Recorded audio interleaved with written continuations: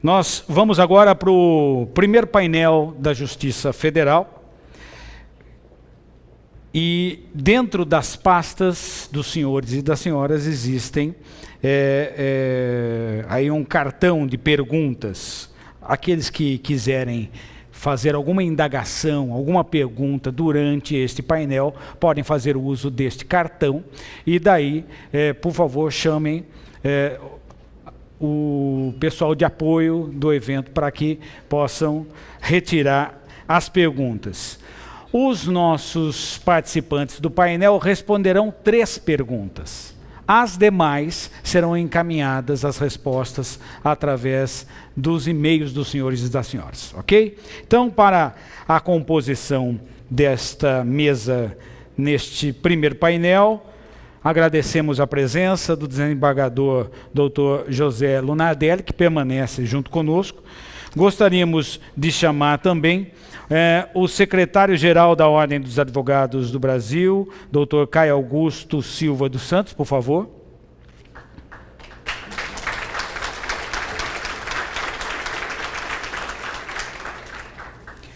Desembargador Dr. Paulo Sérgio Domingues, desembargador federal.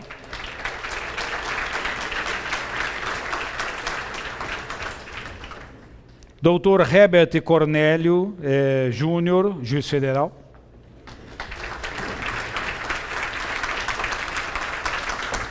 Dr. Jefferson Douglas Soares, advogado da Caixa Econômica Federal.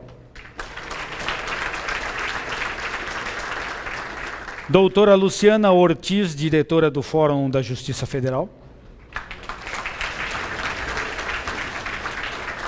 Doutora Silvia Marlene de Castro Figueiredo, juíza federal, coordenadora do Fórum Federal de Sorocaba. Doutor Sidmar Dias Martins, juiz federal, coordenador da Central de Conciliação.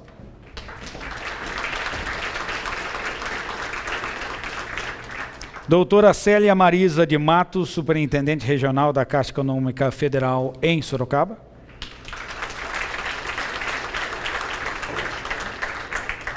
Doutora Maria Fernanda de Moura e Souza, juíza federal, presidente do Juizado Especial Federal na cidade de Sorocaba.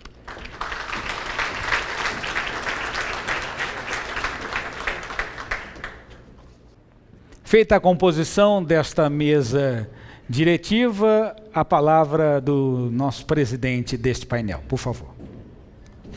Vista a extensão da mesa, acho que todo o público aqui ficou tremendo, terrivelmente assustado, né? Se todos forem usar palavras, vocês vão permanecer até amanhã aqui na faculdade. Mas, como coordenador dos trabalhos, eu tenho a ingrata tarefa, né, de pedir a todos aqui que, infelizmente, os trabalhos de hoje se atrasaram no início, né, involuntariamente. E aí, eu vou pedir, em nome dos estudantes e todo o público presente, que os palestrantes, os debatedores consigam sintetizar, utilizar da capacidade de síntese e o tempo que lhes foram conferidos seja respeitado de uma maneira assim. Eu não queria reduzir o tempo de vocês, mas eu queria pedir para vocês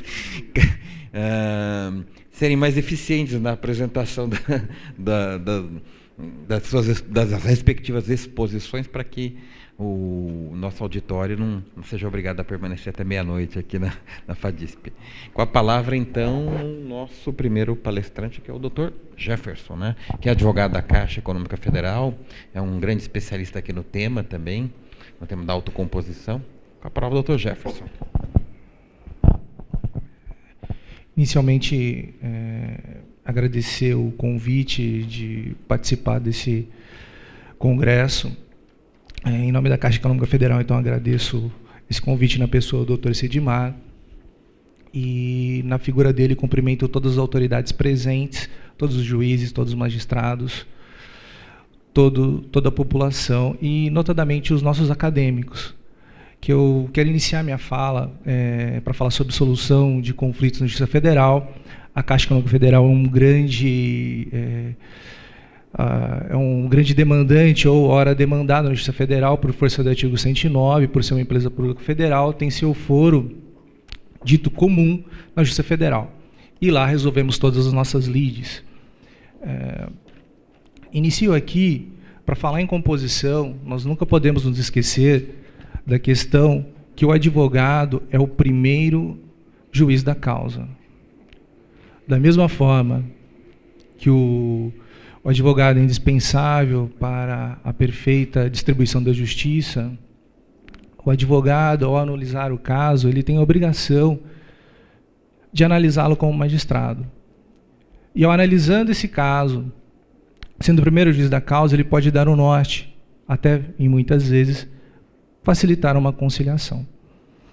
Antes de adentrar aqui no tema propriamente dito, para fazer uma breve explanação sobre o sistema financeiro de habitação, que é uma grande demanda que a Caixa tem na Justiça Federal, por deter mais de 70% do mercado no que diz respeito de habitação pública. Então, nós detemos, é uma grande vocação da Caixa, é falar do papel de cada pessoa dentro do processo de conciliação e mediação.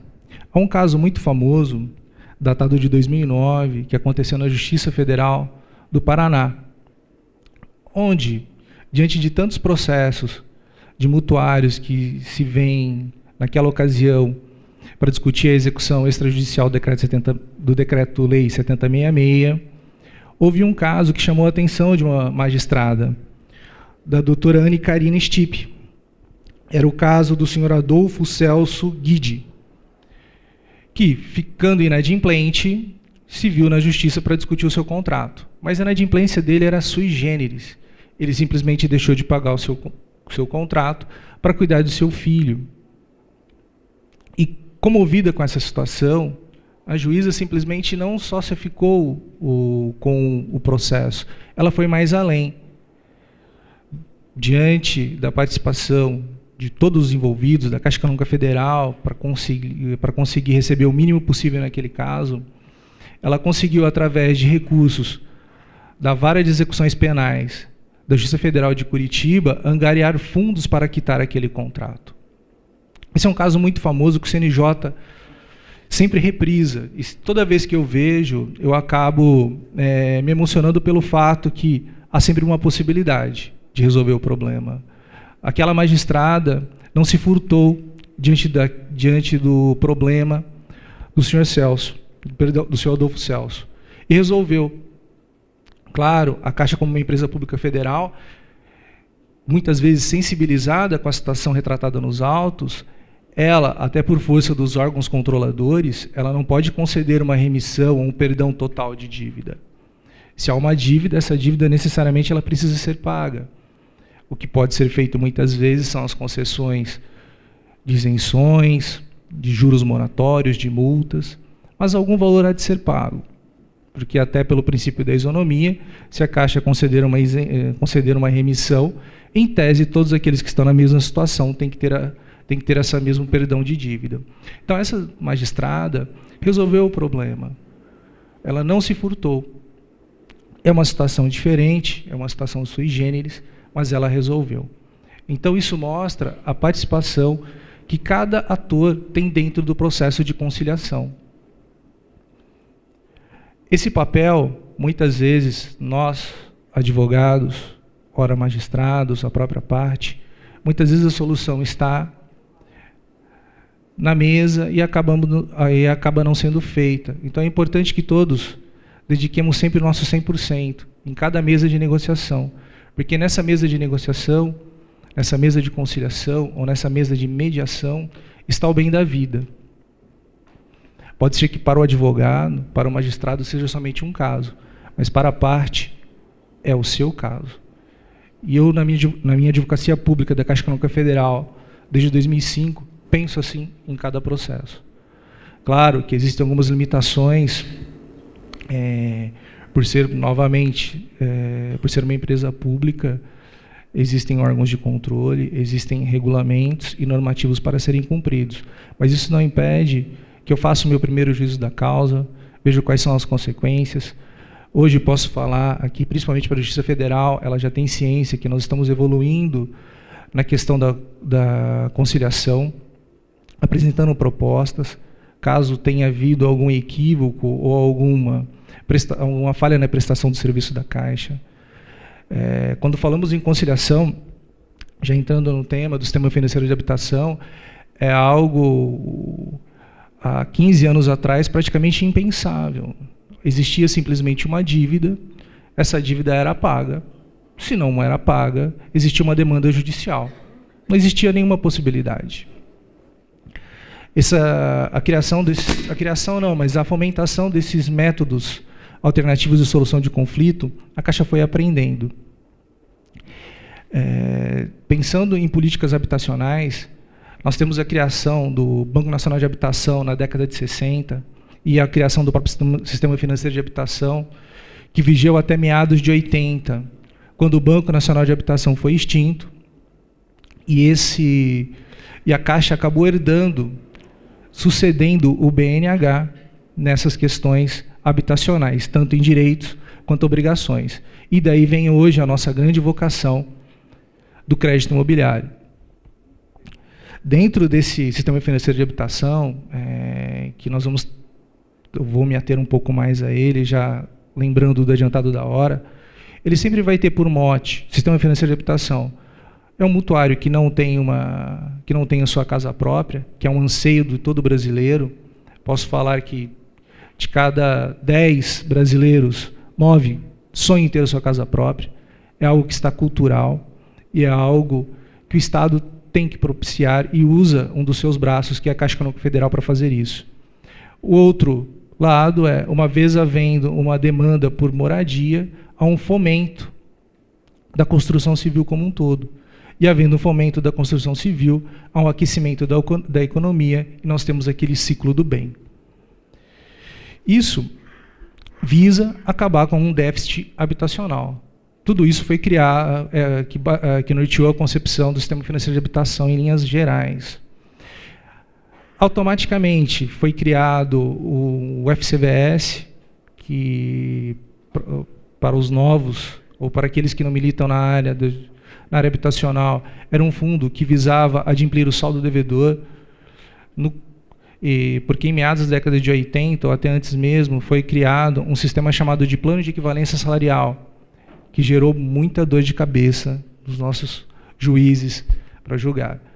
Que, diferentemente de casamento, onde você separa, um mútuo habitacional ele dura um longo prazo. Então ele fica por uma longa data. Esse plano de equivalência salarial, ele previa que a prestação só aumentaria quando aumentasse a renda da pessoa. Só que nós tínhamos uma dívida que era corrigida por um índice econômico qualquer, eleito contratualmente. Hoje, em regra, pela taxa referencial. Mas a história nos mostra que o salário não acompanha a inflação. Então isso gerou saldos residuais que eram, ao final, arcados por esse FCVS. Tivemos diversas discussões na Justiça a respeito da cobertura desse saldo, principalmente no que diz respeito ao cidadão que adquiriu o seu segundo, o seu terceiro imóvel, porque efetivamente não existia na legislação uma vedação, embora fosse implícita. Mas essas discussões desembocavam sempre na Justiça Federal. Ora, para discutir que a prestação não estava correta, ora para discutir algum erro na contratação. Posso falar que até o início dos anos 2000, a política da Caixa era uma política que não visava a composição como um todo. Nós tínhamos uma demanda, era contestada, nós não tínhamos muitos meios negociais. No ano 2000, foi criada uma empresa pelo governo federal chamada Engeia. Parece o nome de gelatina, mas ela é a empresa gestora de ativos, a qual a Caixa repassou alguns contratos. E essa empresa, por ser diferente da Caixa, não estar regrada como um banco, ela conseguiu vir com vários descontos. E aqui, lembro da doutora Daldice, em muitas audiências, principalmente na Justiça Federal de Campinas, com a Engeia, conseguindo grande resultado, porque começou-se a mudar a ótica da conciliação. Não só mudar, a implementá-la. Se antes nós não tínhamos nenhuma proposta, nós começamos a ter propostas.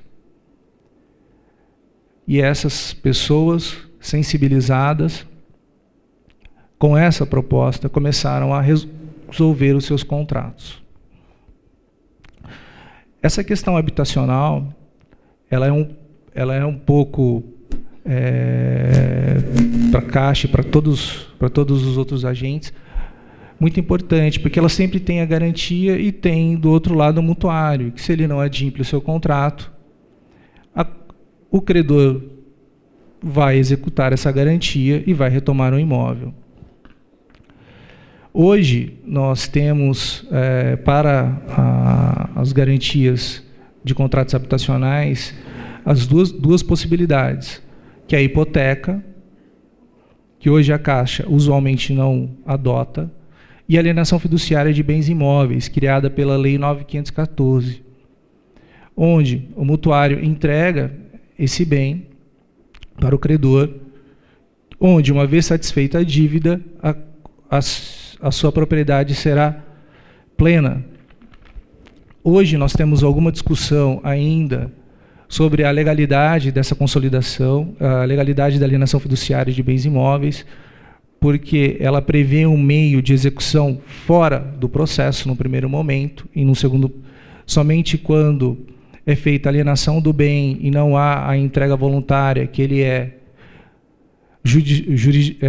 judicializado. Mas essa é uma discussão que eu acredito, tal qual aconteceu com outro meio de execução que os bancos adotavam, não é constitucional. Hoje, o que acontece, principalmente no sistema financeiro de habitação, com a Caixa, e que mostra até o resultado positivo da nossa concessão, nós temos uma inadimplência na região de Sorocaba, beirando 0,6% dos nossos contratos, então uma boa concessão. De maneira geral, nós temos uma inadimplência que vai girar em torno de 7% antes de 90 dias, e depois de 90 dias nós temos uma inadimplência que cai na casa de 1,5%. Então, nós resolvemos praticamente 5% da nossa carteira de contratos que estavam inadimplentes através da negociação direta na agência.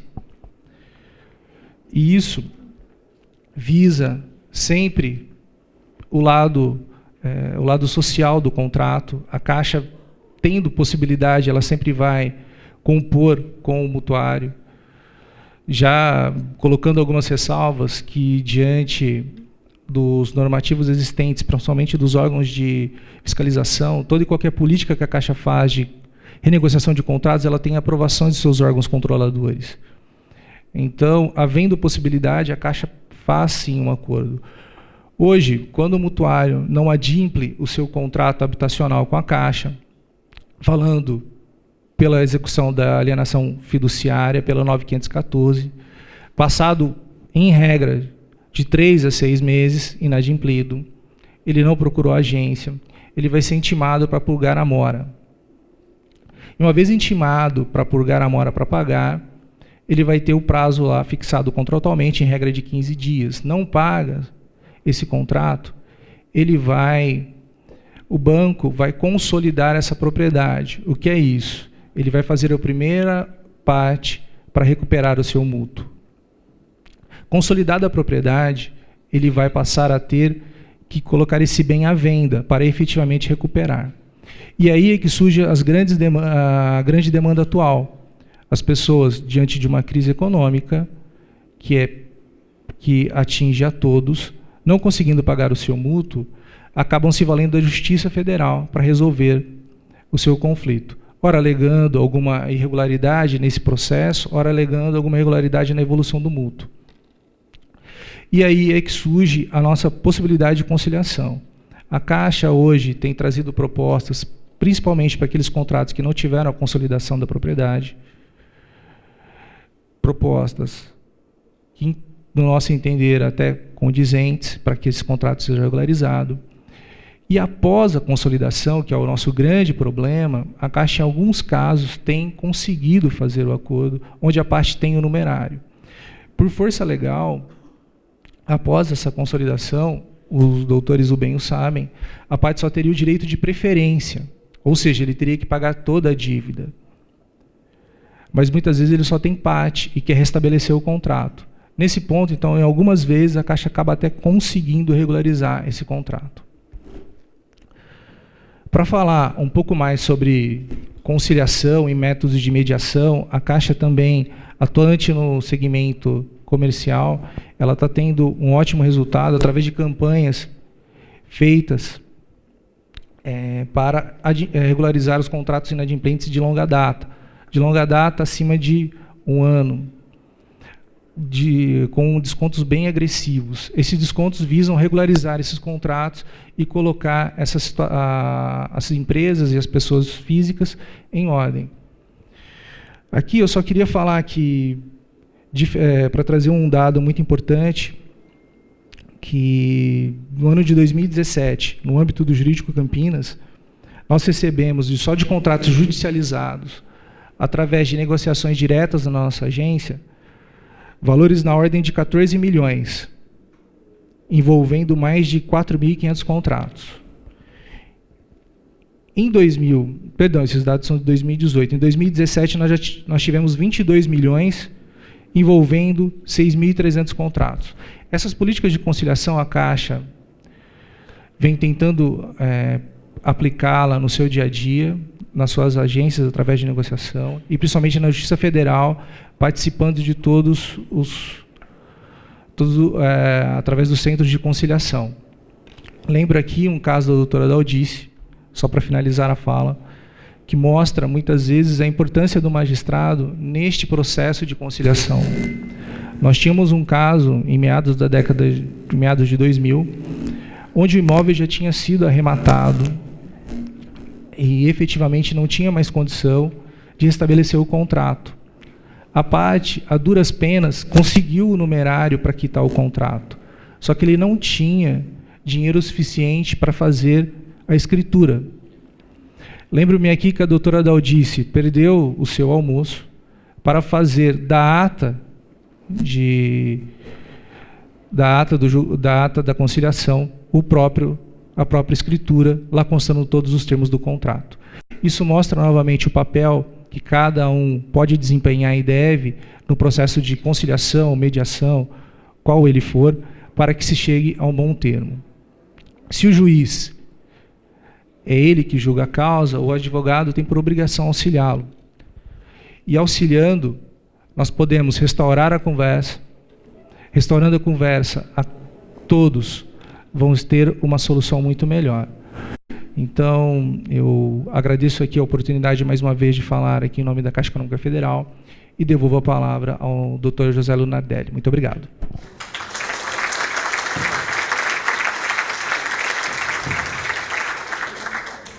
Eu que agradeço aqui ao Dr. Jefferson pela exposição que fez. Quero aqui fazer um testemunho. Eu acompanhei os processos de conciliação desde o início, na época, junto com a doutora Daldice, doutor Paulo Sérgio, e a Caixa Econômica Federal incorporou a política de conciliação como uma política de resolução de litígios. Não só de resolução de litígios, mas também de correção de condutas. Uma vez o diretor jurídico da Caixa disse que eles, a partir das conciliações realizadas nos juizados especiais, eles conseguiram fazer um mapa de litígios, identificar determinadas regiões ou determinadas agências que apresentavam mais problemas, por exemplo, ações por danos morais, e etc., e corrigir internamente esses problemas. Então, é uma entidade que incorporou essa política de resolução de litígios por meio da conciliação como uma política de atuar perante o judiciário, em todas as instâncias, no primeiro, segundo grau, terceiro grau, e mais. Só um último ponto aqui, que eu queria salientar também, antes de passar a palavra para o Dr. Paulo Sérgio. A Caixa Econômica faz acordos, participa, desenvolve essa política, não porque ela é boazinha, porque ela sabe fazer cálculo econômico. E no cálculo econômico que ela faz, é muito mais racional transacionar, conciliar, do que persistir com litígios. Dá muito mais prejuízo para ela persistir com determinados litígios na justiça, em vez de realizar acordos. Então, antes eu tinha dito que uma das habilidades fundamentais na conciliação é ouvir. A outra habilidade fundamental é fazer um cálculo econômico. O que significa esse cálculo econômico? Uma avaliação racional se vale a pena continuar litigando. Será que eu vou ganhar mais tendo uma sentença favorável, ou vou ganhar menos realizando um acordo agora e resolvendo esse problema que está atormentando a minha vida. Então essa é uma outra habilidade que é importante em todos os conciliadores e profissionais do direito, fazer um cálculo econômico a respeito da necessidade ou não de continuar com este litígio. Feita essas considerações, eu passo a palavra aqui, vou seguir a ordem aqui da esquerda para a direita, começando com o Dr. Paulo Sérgio Domingos, desembargador Paulo Sérgio Domingos, que é professor dessa casa, é conhecido de todos e trabalha há muito tempo o tema da conciliação também na Justiça Federal, desde o início desse processo do projeto de conciliação na Justiça Federal. Ele encampou essa política de resoluções de litígio como uma política fundamental e implementava isso na sua vara, implementava isso nos multirões de conciliação. Também tem uma larga e grande experiência nesse tema, além de ter contribuído profundamente para o projeto de criação do juizado especial, dos juizados especiais, na época quando foi diretor da JUF. Esse é um projeto que nasceu da atividade associativa. O Dr. Paulo Sérgio era vice-presidente da JUF, junto com o Flávio Dino, que era o presidente da JUF. É de lá que saiu os juizados especiais e também o embrião da conciliação por juizados especiais. É uma outra forma de tratar o litígio. E logo em seguida veio uma política de conciliação como maneira de resolução dos litígios. Então o Dr. Paulo Sérgio é uma pessoa profundamente habilitada para tratar do tema.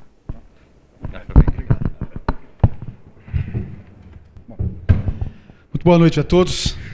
Cumprimento meus colegas de mesa, na pessoa do Dr. Lunadelli, do Dr. Jefferson, do Dr. Caio, de todos os outros meus colegas de Justiça Federal, da Advocacia, da Caixa Econômica, a todos os professores, a todos os estudantes.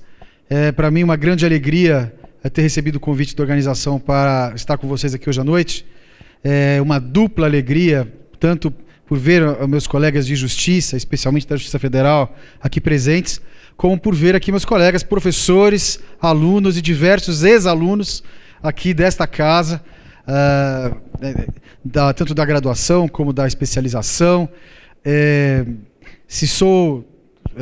Considero a Justiça Federal minha casa há 24 anos, a FAD é mais minha casa ainda, porque aqui estou há 25.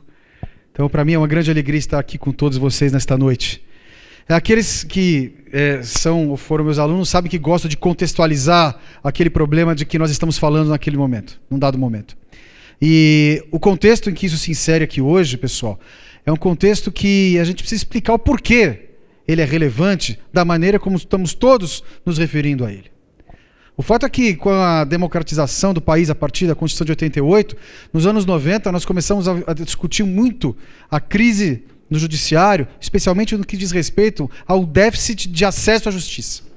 Os anos 90 foram uma época em que se discutiu muito a questão da burocracia do judiciário, da dificuldade de entrada, do custo de acesso ao poder judiciário, e se começou a buscar mecanismo de se tentar facilitar o acesso à justiça.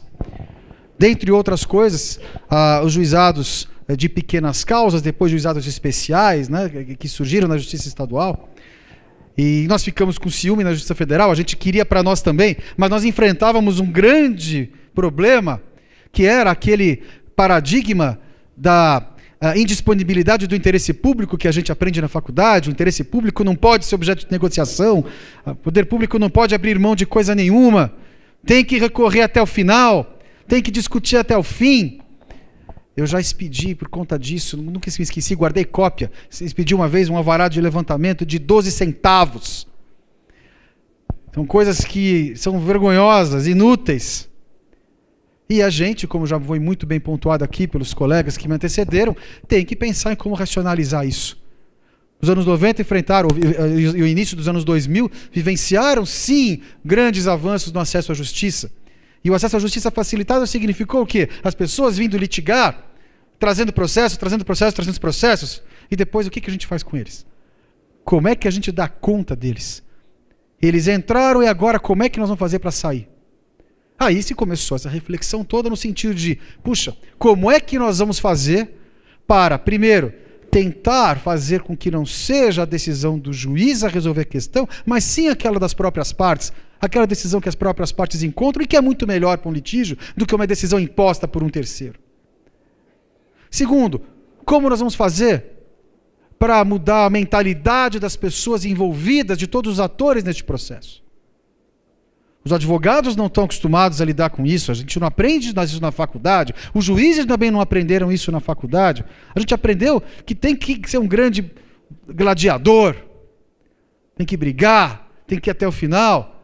Como a gente muda essa visão de mundo para fazer com que as pessoas entendam que a solução melhor é aquela que as partes realmente acabam encontrando por si sós, e que muitas vezes o juiz tem que saber auxiliar. Os advogados têm que saber auxiliar as partes para chegar a essa conclusão. E essa mudança de paradigma que veio a surgir, começou-se a falar então do acesso à justiça. Hoje isso é muito mais disseminado. Temos aqui na faculdade, por exemplo, já uma matéria a respeito disso, né, que é ministrada pela professora Karen, que foi minha aluna. O fato é que realmente, na Justiça Federal, começamos no final dos anos 90, no início dos anos 2000, a discutir essa questão e bolamos um projeto de juizados especiais também para nós e decidimos enfrentar esse paradigma da indisponibilidade do interesse público. Vamos colocar na lei, vamos tentar discutir e colocar na lei que é possível a transação pelo poder público até determinados valores de uma forma tranquila. Vamos tentar superar a questão do precatório, porque toda condenação judicial tinha que ter um precatório para pagar no ano seguinte. Vamos inventar uma coisa que permita que esse pagamento seja feito rápido. Vamos tentar ver como melhorar essa situação para fazer com que os processos que entraram possam sair mais rapidamente, não após 10 anos de briga em 12 instâncias, sim, porque são 3, depois volta, anula, mais 3, depois para a execução da sentença, mais 3. E aí a gente consegue chegar numa outra contextualização, que é a contextualização de saber o que a Caixa, o que tem a ver com isso. A Caixa Econômica Federal está aqui porque é muito simbólica a participação dela por algumas razões. A primeira é de que os contratos de que se fala, quando a gente fala de sistema financeiro de habitação, contratos imobiliários, são contratos de longuíssimo prazo, às vezes 30 anos.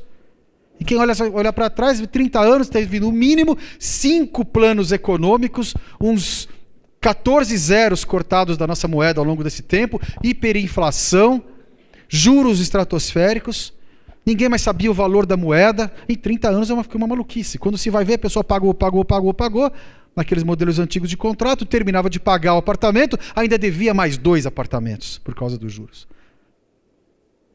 E aí a coisa ficava impagável, a Caixa Econômica era obrigada a continuar cobrando, a pessoa não queria pagar 3 apartamentos, e ficava um impasse.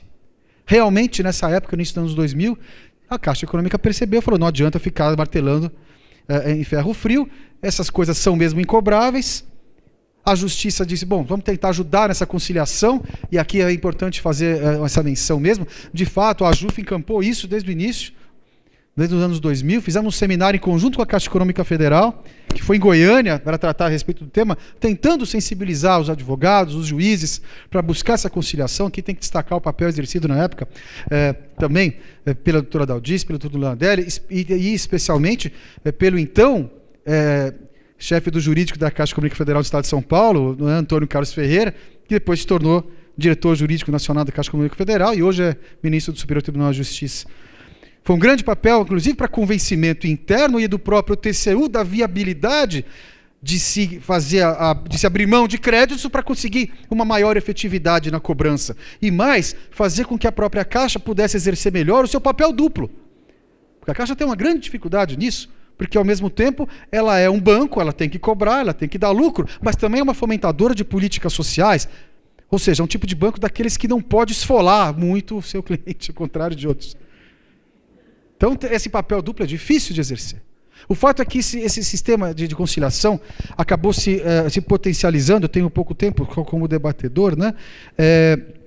E o fato é que essa mudança de mentalidade começou a acontecer, os mutirões de conciliação começaram a acontecer na Justiça Federal, com a participação de todos que estão aqui, e foram aumentando, até que surgiu a primeira Semana Nacional de Conciliação, em 2007, na época eu era auxiliar da presidência do tribunal. Organizamos um evento bacana no Memorial da América Latina, com a participação dos 3 ramos da justiça, para conciliação nos seus processos. Negócio gigantesco, enorme, milhares de acordos feitos em uma semana. Deu um trabalho desgraçado naquela época, não foi, Cidima?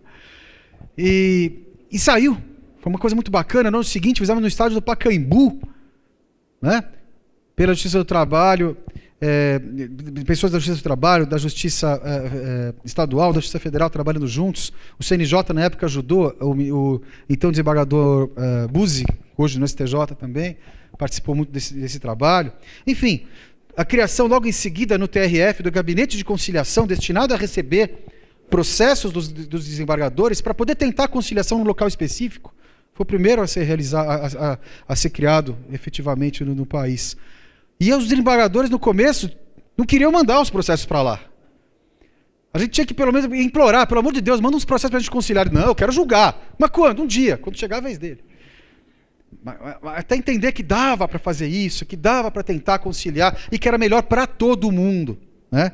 Então, graças a essas mudanças ao longo do tempo, é que a gente vem conseguindo, e graças a diversas outras iniciativas, como essa, que foi umazinha só que eu narrei, mas que se replicaram, se reproduziram, se multiplicaram pelo país todo, graças a iniciativas como essa, que a gente consegue vivenciar uma mudança de mentalidade em todo o país hoje, visando a consolidação da ideia de que conciliar é muito melhor, de que não é a justiça que vai resolver todos os problemas do país. A gente vive, de certo modo, uma ideia hoje, né? O judiciário vai acabar resolvendo tudo no país. Tudo vai parar lá. E fica se esperando que o judiciário resolva, como se uma decisão imposta de cima para baixo pudesse resolver tudo. Nem quando você briga com a sua irmãzinha, isso funciona. Quando vem uma decisão de cima para baixo de mamãe ou papai, não vai ser na justiça que vai resolver todos os problemas que o país enfrenta no momento. Né? Então, a minha vontade era apenas de procurar contextualizar um pouco e de explicar, trazer para vocês um pouco de como isso surgiu e qual a relevância da gente estar discutindo esse aspecto do sistema financeiro da habitação hoje, e dar um pequeno testemunho do sucesso dessa política e desejar que isso aumente cada vez mais e se desenvolva cada vez mais com a participação de todos esses que estão aqui e dos que estão vindo depois de nós, né?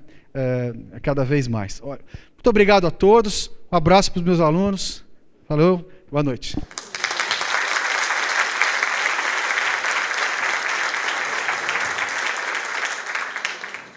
Nós ouvimos o advogado com grande experiência da Caixa Econômica Federal em acordos e conciliação, Dr. Paulo Sérgio Domingues, que é professor aqui da faculdade, desembargador do TRF, que também tem uma longa trajetória de construção de mecanismos para resolução de litígios. Eu citei o juizado especial por conta do trabalho dele, depois do trabalho na conciliação. Agora nós vamos ouvir um outro parceiro fundamental da realização da justiça, que é também o advogado.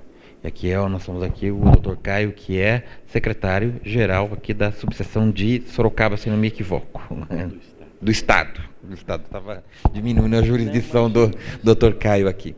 E só para também salientar que se ouvir a parte, ouvir os atores do conflito é fundamental, o cálculo racional e econômico da necessidade, do custo do litígio também é importante, para a resolução por meio da conciliação dos litígios, é fundamental também um outro fator, a criatividade.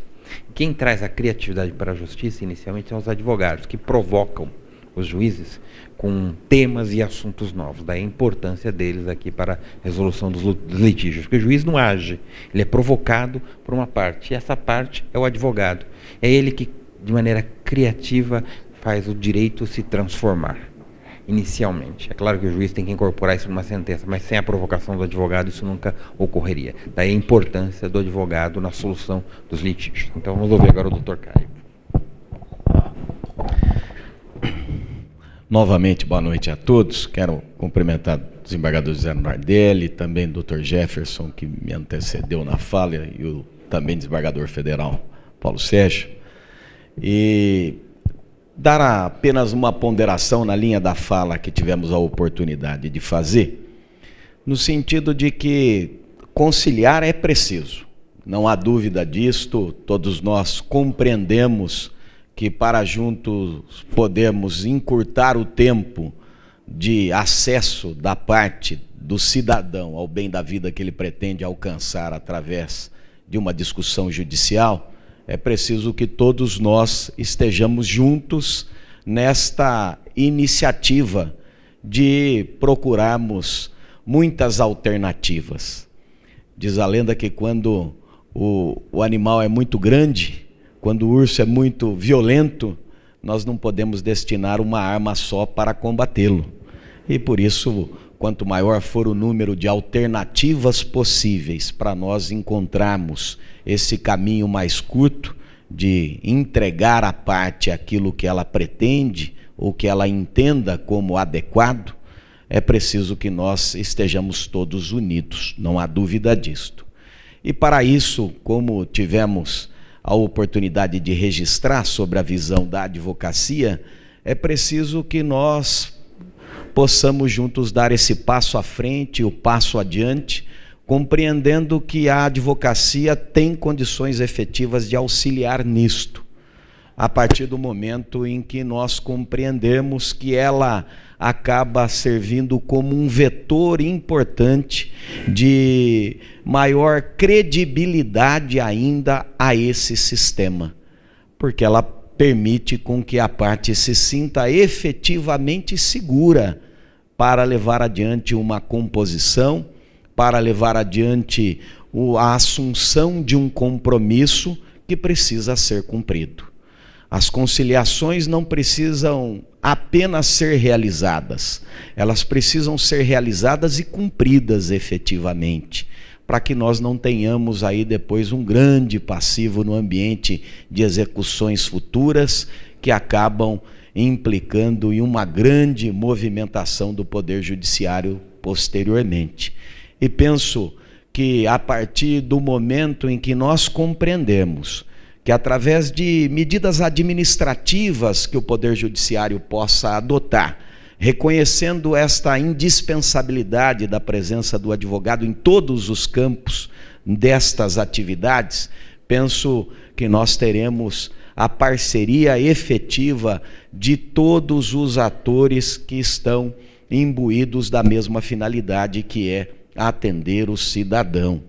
É preciso reconhecer que o cidadão, quando se sente seguro, através daquele que está ao seu lado, para compreender a sua visão sobre as coisas, ele consegue avançar um pouco mais, aceitando um aconselhamento da autoridade para determinado caminho, quando ele pode respaldar esse aconselhamento através da visão do profissional da advocacia, que saberá indicar a ele um caminho mais proveitoso. Sabemos todos que tempo é dinheiro para todos nós, tempo também é indispensável para que nós possamos juntos usufruir de tudo aquilo que pretendemos.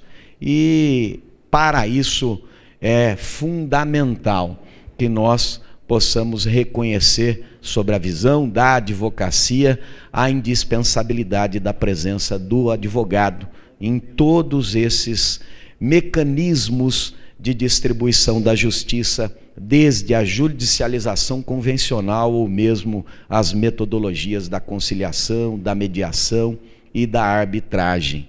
E aí é preciso também trazer apenas muito rapidamente uma experiência que vivenciamos no contexto da Ordem dos Advogados do Brasil, que é o chamado projeto OAB Concilia, que foi encampado. Inclusive, uma iniciativa levada adiante por um magistrado na comarca de Pindamonhangaba, e que depois foi encampado pela Ordem dos Advogados do Brasil, e hoje todas as subseções, são 234 subseções em todo o estado de São Paulo. É preciso também compreender que a atividade desenvolvida até em favor da população carente pode nos ajudar a levar essas metodologias de uma forma mais efetiva ainda. E hoje as subseções todas encampam este projeto do OAB Concilia, estimulando com que os colegas advogados, seja no ambiente privado, da advocacia privada, convencional, ou mesmo através do convênio mantido com a Defensoria Pública do Estado de São Paulo, são quase 50 mil colegas abnegados que exercem essa atividade no estado de São Paulo todo. Eles se reúnem na ordem, procuram levar adiante conciliação para apresentar aquela conciliação posta em um consenso para que haja homologação do Poder Judiciário. E temos observado que a presença do advogado neste palco é que permite com que os cidadãos se sintam cada vez mais seguros. A figura da autoridade, mesmo aquela imbuída apenas do momento da conciliação, acaba causando um pouquinho de amedrontamento e terror sobre o cidadão, que às vezes não é o ambiente dele, não é o ambiente onde ele está acostumado, ele não compreende tudo aquilo. E o advogado, pensamos nós, que pode fazer com que tudo isso seja aliviado, para que a parte se sinta segura, portanto, de levar adiante uma conciliação pensada e meditada, de maneira que possa ser cumprida no menor espaço de tempo possível. Por isso, novamente registrando a iniciativa importante do Poder Judiciário e a visão da advocacia quanto à indispensabilidade e obrigatoriedade da presença do advogado em todos esses espaços, quero agradecer a oportunidade de mais uma vez podermos participar deste evento. Obrigado.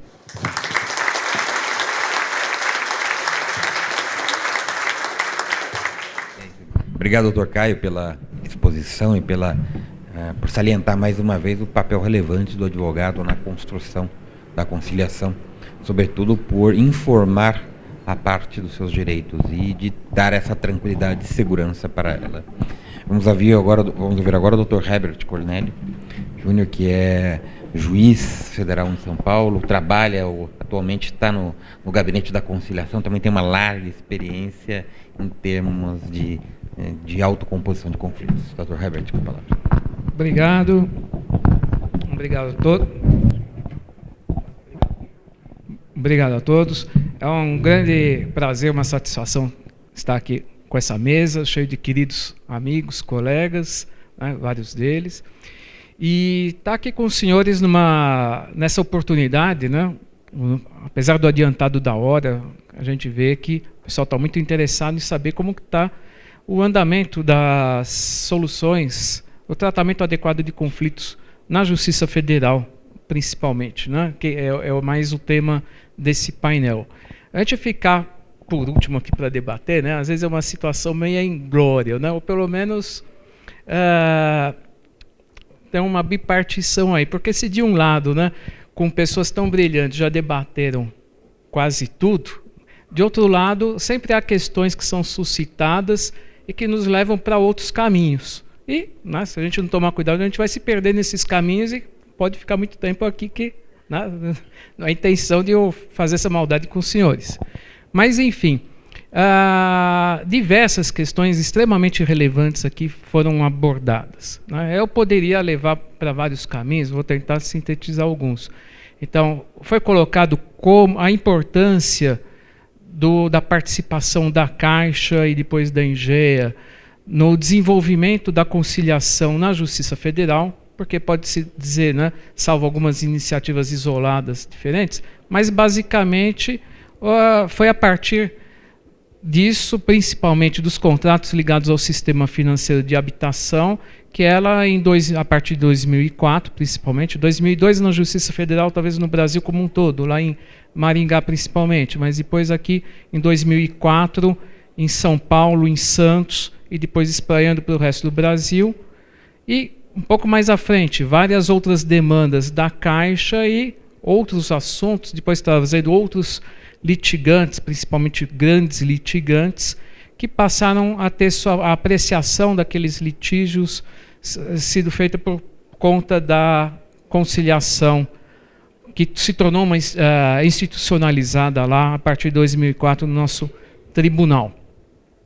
Pois bem, tem esse histórico todo. A gente poderia abordar também uma questão que interferiu muito e foi levantada aqui, que também é por ser extremamente relevante, a noção de interesse público, principalmente na Justiça Federal, que lida cotidianamente, basicamente, com órgãos públicos, era, principalmente no começo, mas ainda é um grande entrave, né? Um fator que dificulta um pouquinho o desenvolvimento da conciliação. Por quê? Porque boa parte dos colegas está atrelada a uma cultura antiga, ensinada nas faculdades até bem recentemente, da cultura do litígio, ou seja, como foi colocado aqui, como se a sentença fosse a melhor solução para cada caso. E hoje, refletindo melhor sobre o tema, vários autores da doutrina colocam isso, né? A gente sabe que não é exatamente assim. Tem autor, inclusive, que fala, ao tratar da questão, do princípio, melhor dizendo, da supremacia do interesse público, fala que é uma falácia isso daí. Ou seja, não existiria, não seria verdadeiro esse princípio da supremacia do interesse público, porque, na verdade, ele seria apenas uma mancha para esconder o que? O autoritarismo que estaria por trás disso. Ou seja, quando rompeu com absolutismo e se passou por um regime republicano, aqui para simplificar bastante as coisas, o que se esperava? Interesse público é o interesse do cidadão, da pessoa humana, aquela que a nossa Constituição diz querer preservar sua dignidade. Agora, a partir do momento em que o Estado diuturnamente falava, não, o interesse aqui é meu, olhando apenas o aspecto financeiro, patrimonial da questão, estava se colocando, né, segundo essa doutrina, uma separação entre o que é o interesse patrimonial do Estado e o interesse do cidadão. Esse sim que seria o verdadeiro interesse público. Isso tem tudo a ver aqui com a conciliação, porque se você está tentando conciliar interesses que envolvem órgãos públicos, você tem que discernir o que é mais importante aqui. Ou o que está envolvido aqui? O interesse público patrimonial do Estado, ou o interesse público aqui é aquele que reflete diretamente na vida do cidadão. Essa é uma situação, evidentemente, difícil. A gente pode colocar essas balizas teóricas, mas é difícil quando você analisa o caso prático. Por quê? Porque o dinheiro também tem a ver com a possibilidade de consecução de vários interesses públicos. Mas, enfim, apenas para colocar essa reflexão de um fator que tem interferido bastante na solução consensual de conflitos da Justiça Federal. Foi colocado aqui, e só para dar dimensão do problema, pelo palestrante Dr. Jefferson, a questão dos contratos de moradia. A gente só tem que lembrar, né, é bom lembrar, que moradia é um direito social assegurado pela Constituição. Então, portanto, um direito de todos, extremamente relevante. E que aconteceu aí ao longo do tempo, de décadas, e que desembocou em todas essas tentativas de conciliação e cujo efeito ocorre até hoje. As instabilidades econômicas que foram colocadas aqui geraram, mesmo com a pessoa pagando todas as suas prestações em dia, mas simplesmente pelo descasamento entre a data de reajuste daquelas prestações e um regime de hiperinflação, inflação alta ou hiperinflação, e o saldo, essas prestações sendo atualizadas, digamos, anualmente, muitas vezes apenas com base no aumento salarial de uma categoria. Para simplificar, a questão é muito mais complexa, mas só para dar, já que meu tempo é curto, né, algumas balizas aqui. E o seu saldo devedor sendo atualizado na prática, no fundo, mês a mês, evidentemente, depois de 30 anos, porque são contratos de longo prazo, 20, 30 anos, o descasamento era total e surgia aquilo que foi colocado. Às vezes o valor da dívida superava em 2, 3 vezes o valor do imóvel. E a pessoa, muitas vezes, que ficou desempregada, como ia conseguir assegurar aquilo que para ela era um dos principais bens da vida? Depois de da vida em si, sua incolumidade física e integridade moral e a liberdade, o que você tem? O direito à moradia, que é onde vai ser o centro de sua atividade e de seu relacionamento humano com a família, mulher, filhos e outros. Então é um drama muito grande quando você pega essas situações que foram para a conciliação. A Caixa realmente foi uma parceira muito grande e fazendo essa avaliação do custo-benefício, como depois passou a fazer com relação a outras demandas, muitas vezes dispensando multas, juros, ou fazendo readequação de prazos de contrato, reestruturação dos contratos, conseguia que a pessoa, né, considerando até imóveis que depois, naquela altura, quando está sendo feita a negociação, às vezes sofreram também uma depreciação e não valiam já tanta coisa, seja pela deterioração física, seja pelo entorno degradado. Por exemplo, imóveis, imagine-se um imóvel nos Campos Elíseos, onde depois a Cracolândia se fixou perto. Então, tudo isso gerou uma situação bastante difícil de ser lidada, um drama na vida dessas pessoas. E o juiz, quando ele está lá sentenciando, ele está vendo o papel. Ele não está sentindo o drama de cada um ou a necessidade de cada um. Uma situação que ele só pode aferir se ele estiver lá presente. Na Justiça Federal da Terceira Região, a gente tem procurado seguir bastante a diretriz fixada na Resolução 125 do CNJ. Então a gente forma, capacita conciliadores e deixa eles conduzirem de maneira que o juiz da causa não fique contaminado por aquilo que está acontecendo. Por quê? Poderia quebrar a imparcialidade. Então os conciliadores tocam, mas não ficam largados. A Justiça Federal atribui que ficam, nos termos da resolução, os juízes coordenadores do centro, a gente chama de central, seria o Sejusc no Estado, que ficam lá fiscalizando os conciliadores, apoiando para ver se as partes têm dúvida sobre alguma coisa, ou os conciliadores têm dúvida. E isso num papel, pelo onde eu conheço, num papel de estreita parceria com os advogados, que o doutor estava falando aqui, que a gente vê que muitos deles já têm esse papel prospectivo de notar a importância, o quanto é importante uma colaboração entre todos os atores desse processo.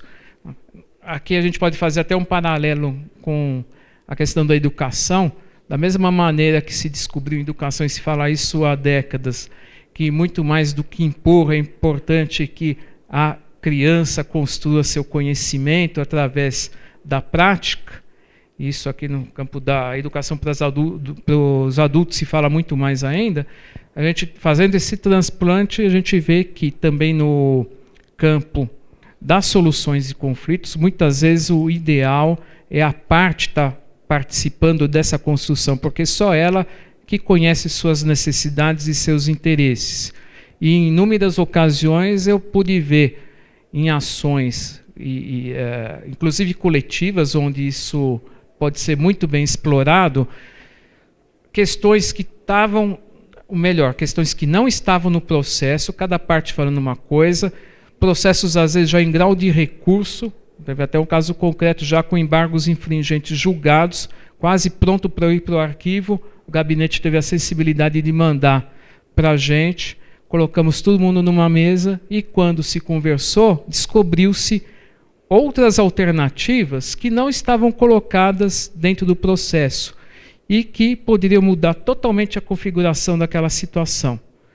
Foi um exemplo marcante, mas não foi o único. Tem vários exemplos desse tipo. Então é o diálogo que serve para construir as pontes e construir a solução dos conflitos.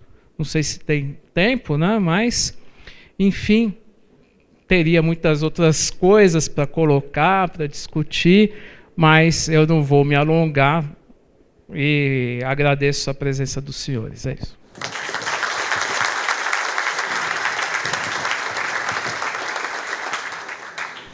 Bem, dado o adiantado da hora, eu acho que as perguntas, se houver alguma pergunta, nós vamos repassar para os debatedores, os palestrantes, eles deixem um e-mail, responderão por e-mail, porque se nós abrirmos o debate aqui, já mais de 10h10, esse evento não acaba no dia de hoje. Eu queria, então, agradecer ao Dr. Jefferson, ao Dr. Paulo Sérgio, ao Dr. Caio, ao Dr. Herbert, pelas exposições e pelo debate.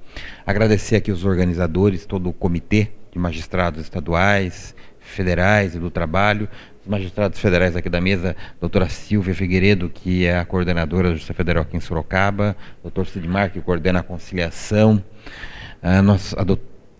os juízes da subseção aqui presentes, eu não vou citar todos aqui, que senão não termino com essa sessão, e agradecer pelo convite, pela possibilidade de debater com todos, e a própria faculdade, por nos proporcionar o espaço. A FADISP, o Dr. Paulo Sérgio aqui está uma vida aqui mais aqui na Justiça Federal, aqui como professor. Ele comentava aqui que ele está 25 anos aqui dando aula, que ele sucessor na cadeira de processo civil do professor Vicente Greco, que por sua vez ficou 22 anos. Mostra a tradição e a importância da FADISP aqui na formação dos profissionais de direito na região de Sorocaba e no estado de São Paulo. Então agradeço mais uma vez a FADISP, às associações, a todas as entidades que se associaram para realizar esse evento e declaro encerrado os trabalhos desta mesa, porque nós temos mais uma mesa ainda, portanto não vão embora, permaneçam. Muito bem.